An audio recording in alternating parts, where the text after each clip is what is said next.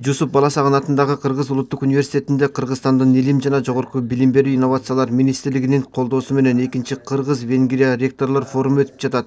Илимий иш-чаранын негизги максаты эки өлкөнүн жогорку окуу жайларынын ортосунда илим, билим жана инновация тармактарында кызматташтыкты чыңдоо. Форумга Кыргызстан менен Венгриянын университеттеринин ректорлору жана илимий мекемелеринин өкүлдөрү катышып, билим берүү программаларын өркүндөтүү жана сапатын жогорулатуу, биргелешкен илимий жана инновациялык долбоорлорду ишке ашыруу, студенттер менен окутуучулар үчүн академиялык алмашуу жана стажировкалар, ошондой эле билим берүүнү санариптештирүү маселелери талкууланды. Форумдун алкагында Кыргыз жана Венгер университеттеринин ортосунда келишимдер жана меморандумдарга кол коюлду.